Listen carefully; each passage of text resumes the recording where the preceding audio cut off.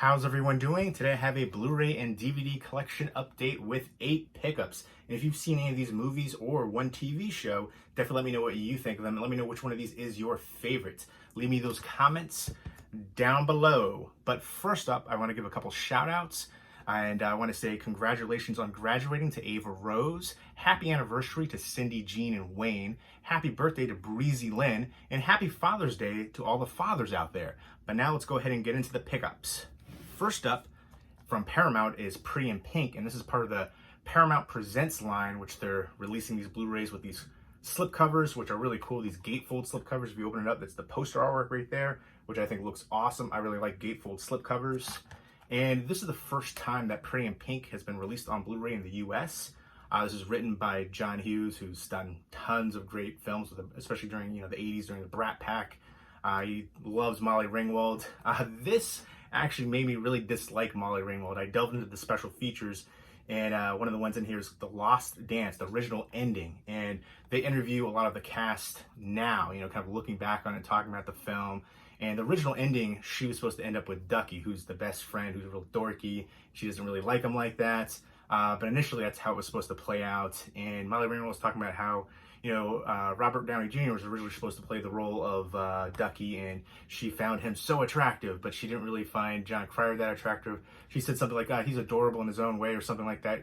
Something that I felt was kind of like demeaning, and she came off really shallow and not very professional as well. You're an actress, that's your job. If you don't have chemistry, pretend that you do. That's what acting is, essentially, is pretending. So she basically complained to the director that, there's no real chemistry. And they actually did a test screening too, and the audience didn't really like how it played out with them too.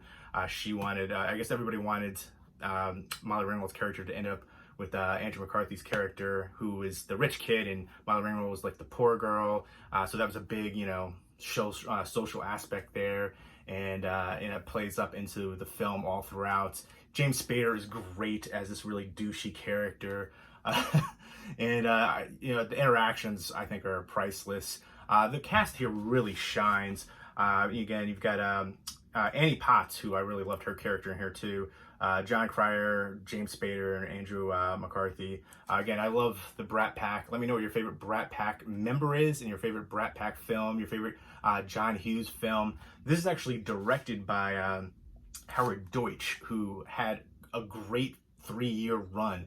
In 86, he directed Pretty in Pink. 87, he directed Some Kind of Wonderful, which is one of my all-time favorite films, especially like romance films. Not too big into the romance ones, but this is again another romance one, drama, romance, comedy. So a little bit of dramedy right there. But so we had 86 Pretty in Pink, 87 Some Kind of Wonderful, and then 88 The Great Outdoors. Those are 3 classics right there. Definitely check out Some Kind of Wonderful. That totally deserves a Blu-ray release.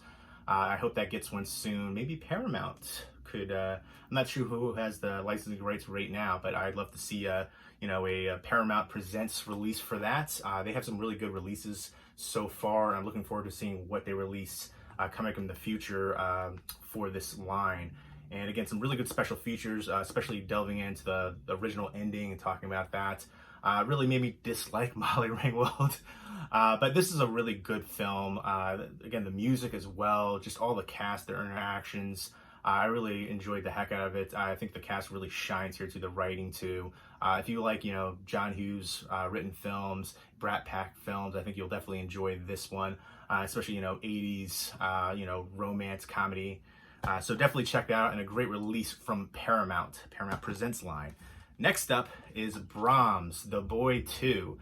This is released from Universal. I haven't seen this one yet. The first one I thought was below average to average at best. It was, the whole concept is something that we've seen before and really wasn't anything special or stand out. It's really all about the climax.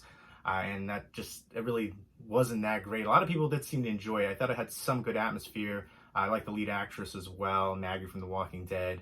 But overall, it just kind of fell flat to me, and I was kind of surprised they made a sequel, but I guess they make sequels for everything. How many Wrong Turn movies are there now? And, they're going to make more. It's all about making the money, especially for horror. If it's, something that doesn't take a lot of money to make and it makes money, especially found footage. Look at that. But this isn't found footage. But I was actually surprised. I didn't think they did a great job marketing this. I didn't know that Katie Holmes was in here. Katie, like I looked in the back, there she is right there. Like her name should be right here on the front, huge. But I don't remember any of marketing for her being in it. But it's basically, they go to the Heelshire mansion where the first one took place with Brahms, and they're not aware of what happens. So this family moves on a guest house there, and Katie Holmes has a young son who finds the doll right there and makes a new friend. I'm curious to see which route they go with it, but hopefully it'll be better than the first one. This is a risky pickup right here, but I'm gonna give it a fair chance. I'm a little bit more forgiving for the horror genre because it's my favorite genre.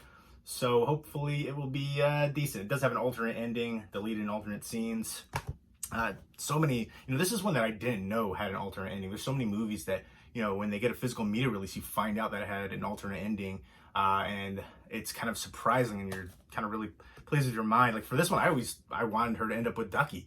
I feel like I'm Team Ducky all the way. So to see that's how it's supposed to be, like the original ending, kind of, I don't know, annoyed me a bit. But I really liked the insight. You find out all these different facts about the movie. Like they had to reshoot the ending, and Andrew McCarthy came back and he was performing a play. So he had shaved his head. He lost a bunch of weight, so he had to wear like a wig for that scene. So I thought that was really intriguing. If you're a fan of the film, special features provide a lot of insight. And sometimes, they'll have booklets and stuff too. But I thought it was a great special feature for this one. Next up from Warner Brothers, this is a review copy. I didn't request it, but it arrived, so I checked it out. I like some of the Lego movies, especially Lego Batman. I think that was better than the actual Lego movie itself, and definitely the sequel. This one to me was average at best. I feel like it's more geared towards younger kids. Lego Batman, I feel like it's fun for all ages. I love the heck out of that one. But basically, it revolves around Shazam right here, and kind of like joining the Justice League. And there's this Mr. Mind character who's this little tiny worm, but he can control minds, and he controls these villainous characters. Some of the villainous characters were, older DC kind of corny villains, some of them. Even Mr. Mind is kind of corny. You can see it right there. It's this little, worm. And you think, what? How can that character be so powerful? But he's supposedly, super powerful with the mind control. And they actually have some special features in here, including 3 cartoons. One of the ones is the Teen Titans, which stars Mr. Mind in there and Shazam. And they had a couple of Unikitty cartoons on this too. And it comes with a little limited edition exclusive Lego Shazam minifigure. But yeah, so basically Mr. Mind is controlling these villains, and they're all trying to get, when I first saw this, I was like, what is this? These villains were going to the farmer's market and stealing food to feed Mr. Mind. It's like, that has got to be the worst villainous act ever. Like, come on. They're stealing bananas and stuff. So eventually, though, Mr. Mind controls this one scientist character who, they trap the heroes, the Justice League, and they essentially turn them into children because, they're easier to manipulate their minds. But it takes a jab at the Flash when they do that. But one thing that's interesting is, it's Lego animation, so you can't really tell they turned into kids. They look exactly the same, which I thought was kind of humorous. I will say the animation has gotten better for the Lego ones. I remember watching them when they first came out, and they look much better now. So then, there's another character, Black Adam right there, who's super powerful. And so there's a kind of a twist on that. Like, I don't think that gives anything away. No spoilers because it's right on the front cover. So there's a few different villainous characters in here that they, go against. And I really like the message though too. To trust someone, you have to trust someone. But I thought it was an enjoyable one, but definitely geared more towards kids. Very light on the violence aspect. I feel like some of the DC animated ones, not the Lego ones, of course, but the DC animated ones have a lot of violence. Really dark, and I actually enjoy that because I remember growing up, like, Marvel was the darker of the main 2 big, comic book companies out there. And they had a lot of, X-Men really kind of, had a societal impact, kind of for a racism metaphor, and they just had darker themes, people dying and stuff. Obviously Superman, but they bring a lot of the characters back, they always do. But I always felt like DC was a little bit lighter. There's some darker characters here and there, some different, with Green Arrow and things like that. But I don't know. I thought this was enjoyable, but definitely geared more towards kids. So if you're an adult, some of the Lego movies I think are still enjoyable. This one, again, was just about average for me. Good animation, I definitely like the cartoons included on here too. I thought that's a lot of the DC releases have those on there, which I think is a nice adaptation. Even some of the Marvel animated ones too. But you know, the Shazam character, and you know, just dealing with the Justice League, and they have to, you know, he reveals that he's actually a kid, and you know, when he says Shazam, he turns into, you know, Captain Marvel, which they actually play a joke about that too, with Captain Marvel, how that was already a character, Marvel, and all that. So I thought it was decent, but I think it could have been a little bit better, could have been elevated a bit for it to be more enjoyable for, you know, people that are a little bit older. I was just thinking it's a little, some of the villainous characters too, outside of Black Adam, were even Mr. Mind, you know, is a little worm. He's kind of, you know, cheesy. And then Jeepers and some of the other, you know, Dummy, some of the characters I thought were, you know, older DC villains that I just think were kind of cheesy and corny and weak. But I don't know. I'm a little bit picky when it comes to that. But if you're a fan of the Lego releases, the movies, I think you'll enjoy this one. Again, a short runtime with 81 minutes. Next up is Yellowstone Season 1. This is the only show that I currently watch on TV. I binged through the whole season. I watched this on Blu-ray, the first season. And then the second season I watched on the Peacock streaming service, which is free to Xfinity customers. I'm an Xfinity customer, but to get it without ads, you have to get the premium, which I think is like $5 a month. I didn't do that. So a couple ads, which are way less than commercials. So, you know, when you have the full run of commercials, usually about like 3 minutes for the ads, and then I think it's about like 1 minute each. So this to me is such an amazing show. If you like Westerns, I would highly recommend the heck out of this. Great cast. Everybody is phenomenal here. Kelly Riley, I've been a huge fan of her since Eden Lake. Check my review out of Eden Lake forever ago on my channel. One of my all-time favorite movies. It's a British horror movie, and just brutal. I love that they didn't cop on the ending for that one. And I did a review of The Boy, the first movie, on my channel too, so check that out as well. I gotta do more straight-up movie reviews coming up, but the whole cast in here is absolutely stunning. The one actress who's actually a Chinese-American actress, she plays the character of Monica. She was actually in Wind River as well. She takes off her last name Chow and uses her middle name for her, you know, last name. And when she plays Native American character, she plays a Native American character here. But this is basically all about this family who owns this huge ranch, the Dutton family, and that borders on Yellowstone Park, and it borders a Native American reservation as well. And it's just all the interpersonal drama, and then there's a lot of violence in here too, a lot of dark themes going on here, and then, you know, going against the conflicts of people trying to take their land, this land that they've had for, you know, it was like 150 years or something like that. It's been in their family. And it's a lot of interesting concepts and beautiful shooting location. I think they were shooting, it takes place in Montana, but I think they did a lot of the shooting locations in Utah. But I love the heck out of this. Kevin Costner is the lead patriarch right here, but the cast is just amazing. I will say though, in season 2, there's a couple parts where I didn't really like the direction where they took with certain characters, like the character of Jamie. I really hated what they did with him. And then even Dan, the one lead character who's supposed to be like this real bad guy, Dan Jensen, I think his name was, but he was like this, you know, millionaire, and he has a big conflict, and I really kind of hated how his character, you know, played out. But I'm really looking forward to seeing season 3, which premieres on Father's Day, 9 p.m. Eastern Standard Time. So definitely check that on the Paramount Network. I would recommend the heck out of this show. It's the only show I watch currently on TV. Let me know what shows you watch on TV currently that are, you know, currently airing, not reruns or anything like that, not, you know, Netflix, but actually on network TV. And again, they have some special features going in behind the episodes, and, you know, talking about all the music in here is really good too. That's something they touch upon here. But yeah, tons with over an hour of bonus content. But I can't recommend this show enough. Great acting. Again, if you're a fan of Westerns especially, I would definitely recommend it.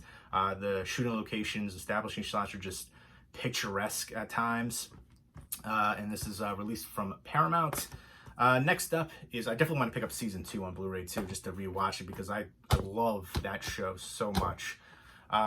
Next up is One Bedroom, which you see right there. She's crying. I assume because she's really sad. She has too much stuff. It won't fit in a one-bedroom apartment, so they just make a movie. No, I'm just kidding. This looks like it's going to be a horror thriller movie. It says she finds a perfect Hollywood apartment. She's trying to leave behind a painful past and follow her dreams. She's not able to sleep. There's all these noises and threatening notes, and she's starting to unravel. And it says she's got it's a waking nightmare. She has to hold on to her crumbling sanity, and she's or be trapped forever in existential hell. So when I read that part, the existential hell on the synopsis, I'm thinking like, is this some kind of like purgatory metaphor right there? I'm not sure. I'm gonna give this one a fair chance. This is from Dark Sky Films. I haven't heard too much about this one, but I like trying to find hidden gems, and sometimes you can find some good stuff that people aren't aware of out there. So I'll be checking this one out for sure coming up within the next couple days. Also from Dark Sky Films is Darlin, which is part of a trilogy. It was Offspring, then The Woman, and now Darlin, which is from the characters from Jack Ketchum. And then Lucky McKee directed The Woman, which is such a phenomenal film. I'd highly recommend the heck out of that one. And it has the same character, Pollyanna McIntosh, back. She is the Woman, and she actually directs here, which I think is awesome. She's also in The Walking Dead. But there's her character. So basically, they find this young girl right here who's like this feral girl, and this Catholic hospital finds her, and this bishop character takes her in and kind of like tries to reform her and make her civilized. And then the woman character comes along, and she's wrecking havoc, and all kinds of violent situations are happening. She's attacking people to try to get Darlin back right there. I haven't seen it yet, but I've seen the trailers for it, and it looks bloody and violent and crazy. Again, I like the character here with the woman, and it's interesting to see the evolution and her kind of you can tell it's supposed to be like like mothering and trying to get back her baby essentially. And I'm looking forward to seeing how she does behind the camera. I really loved her in the role of the woman, and I'm curious to see how that character progresses too. But definitely check out The Woman. A really gritty, nasty, dirty film. And Pollyanna McIntosh was amazing in that. She's been around for a bit, but that's like the one role that really stands out for me. And of course, she was also in The Walking Dead. But gonna check this one out coming up soon. Next up from Film Movement, which I think is a really good company. I talk about them a lot. They do a lot of great international films, but they also have the Film Movement Classics line, and I love a lot of the releases for that line. Two of my favorites are two New Zealand films, Once Were Warriors and The Quiet Earth. Both are just amazing films. So those are two of my favorites from the Film Movement Classic line. I would highly recommend both. Quiet Earth is a post-apocalyptic movie, and Once Were Warriors, we're talking about kind of like a native people from New Zealand, and just daily struggles and family struggles, and just all the interpersonal actions, and just really some violent stuff going on, some really dramatic parts going on, but a lot of heart for that film. And this one is a Polish film. It was the 2020 Academy Award nominee, Best International Feature Film, Corpus Christi, and it's basically about this. After doing time in a juvenile prison, this 20-year-old reformed convict is released to a small village as a manual laborer, but upon his arrival, people think he's the new priest, and so he pretends to be the priest, and he's charismatic, and the community really bands around him, and then they start noticing some unconventional sermons, unpriestly behavior, and it's just what I want to know about reading the synopsis of that. I haven't seen it yet. I'm going to be checking this out too. I'm really intrigued because it's a 2020 Academy Award nominee, Best International Feature Film. But it says they mistake him for the new priest. But what happened to the actual new priest? Where's he at? Like, how does that play out here? But I'm expecting great performances. That's one of the things that I heard. It's a really strong lead performance here.